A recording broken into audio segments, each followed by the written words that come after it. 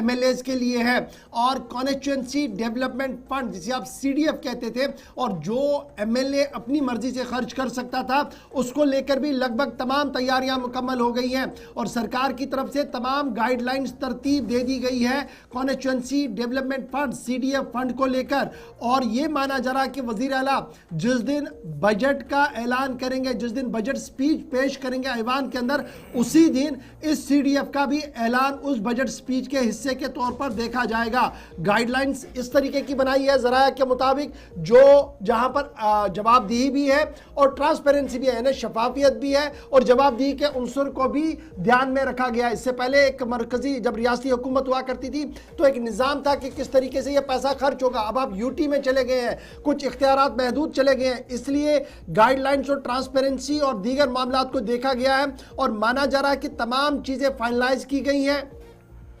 और इस ज़िमन में कैबिनेट अप्रूवल यानी कैबिनेट के लिए वो मसवदा कानून जो है कि किस तरीके से सीडीएफ अलॉट किया जाएगा, किस तरीके से उसको खर्च किया जाएगा, किन मदों पर उसको खर्च किया जाएगा, कितने परसेंट कब वो खर्च कर सकता है, ये तमाम चीज़ें तहरीर की गई हैं और माना जा रहा कि अगली काबीना इजलास में इस मसवदे को मंजूरी मिल सकती है, जिसके बाद ये तमाम बातें वज़ीर आला उमर अब्दुल्ला जिस दिन ऐवान के अंदर बजट पेश करेंगे उस दिन ये बात सामने रख सकते हैं। इब्तिदाई खबरों के मुताबिक सीडीएफ की जो हद मुकर्रर कर दी गई है वो 3 से 5 करोड़ रुपए के दरमियान होगी। हमारे ज़राया बता रहे हैं कि सीडीएफ तमाम एमएलएज के लिए तकरीबन 3 करोड़ से 5 करोड़ के दरमियान हो सकता है, यानी 3 भी हो सकता है, 4 भी हो सकता है, हद इम्कान जो है वो 5 करोड़ तक हो सकता है ताकि ये मामला जो है काम जो है वो किया जा सके। इससे कबल आपको याद होगा कि 3 करोड़ रुपया जब अर्थ ऑयल स्टेट हमारी हुआ करती थी, जब लद्दाख हिस्सा था 5 अगस्त 2000 पहले से जब हुकूमत थी